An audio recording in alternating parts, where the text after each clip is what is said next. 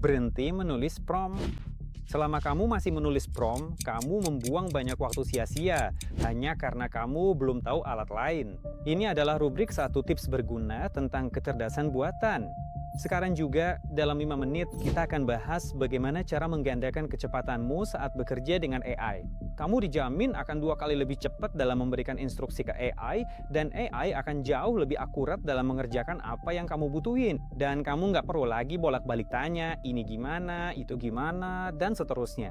Jadi, kasih like kalau kamu bukan bot atau AI. Yuk, kita mulai. Semua orang pasti udah lihat ratusan video tentang cara menulis prompt. Rumus apa yang harus dipakai untuk bikin prompt, mulai dari mana, gimana ngomong ini itu, dan seterusnya.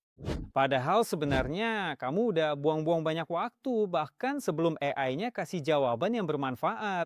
Tapi di tahun 2024 muncul metode yang benar-benar ngubah cara kerja dengan AI. Tapi entah kenapa, 99% orang nggak tahu soal ini atau masih belum pakai metode ini. Sedangkan mereka yang udah mulai pakai metode ini bisa bikin prompt 2 kali lebih cepat dan hasilnya juga jauh lebih akurat. Kenapa bisa begitu? Karena mereka nggak ngetik prompts-nya, tapi benar-benar mendiktekan pakai suara. Dan pasti ada aja yang bilang, serius, buat hal kayak gini aja harus bikin video terpisah.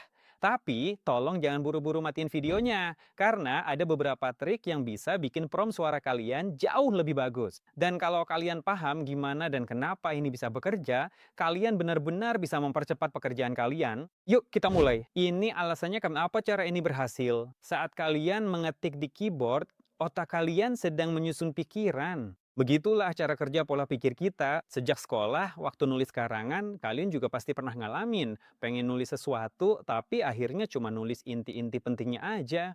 Nah, disinilah letak masalahnya saat kita bekerja dengan neural network. Karena supaya neural network bisa ngasih hasil yang akurat, dia harus ngerti konteksnya. Sebenarnya kalian nanya soal apa? Soalnya dia sama sekali nggak tahu apa-apa tentang kalian kan? Siapa kalian? Apa pekerjaan kalian? Dan kenapa kalian nanya hal itu ke dia?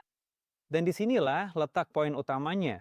Kalau kalian kasih neural network banyak konteks, dia jadi paham kenapa dan untuk apa hal itu dilakukan. Nah, baru deh dia bisa kasih hasil yang lebih akurat. Dan waktu kita ngetik, disitulah biasanya terjadi kehilangan konteks. Soalnya kita nggak ngetik konteks yang cukup banyak. Ya, males aja ngejelasinnya semua. Di kepala sih rasanya udah jelas sendiri. Tapi justru saat kita mengucapkannya dengan kata-kata, menjelaskannya, di situ muncul banyak hal lain.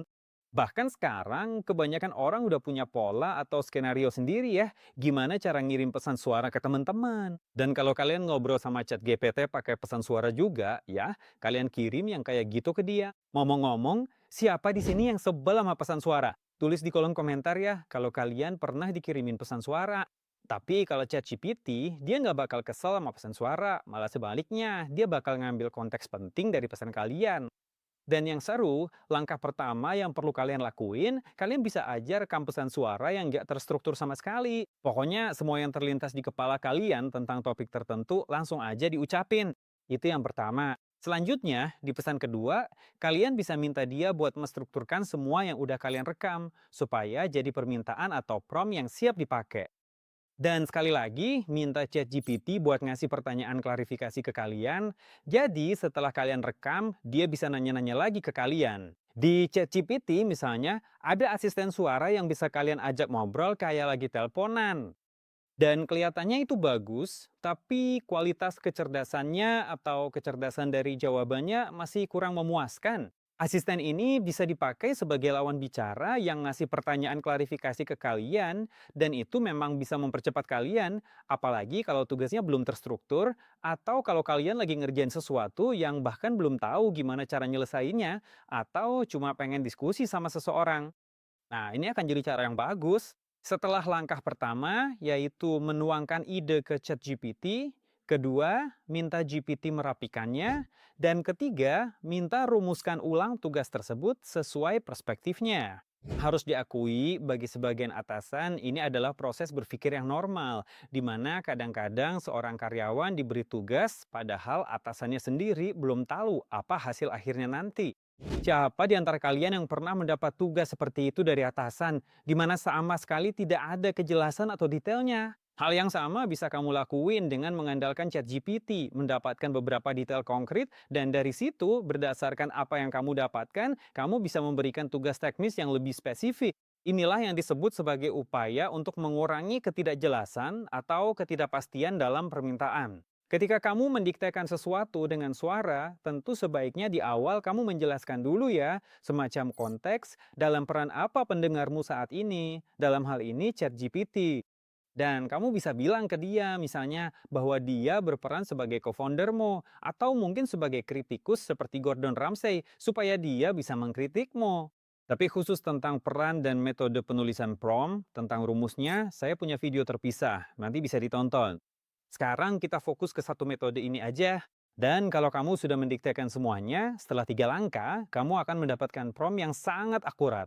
Dan jawaban dari AI juga akan sangat tepat. Bahkan, waktu yang dibutuhkan bahkan untuk mempersiapkan diri secara internal jauh lebih sedikit dibandingkan jika kamu harus mengetik semuanya. Jadi tentu aja kecepatannya juga meningkat.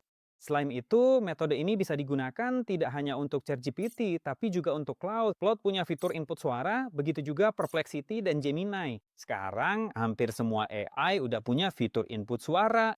Kalaupun tidak ada input suara, misalnya kamu pakai DeepSeek, kamu bisa merekam pesan suara di Telegram, ambil transkripnya, lalu pindahkan ke sana. Kalau kamu nggak punya akun premium di Telegram, ada juga Salyut Bot gratis dari Sber yang bisa mengubah pesan suara jadi teks di Telegram. Itu juga bisa dipakai.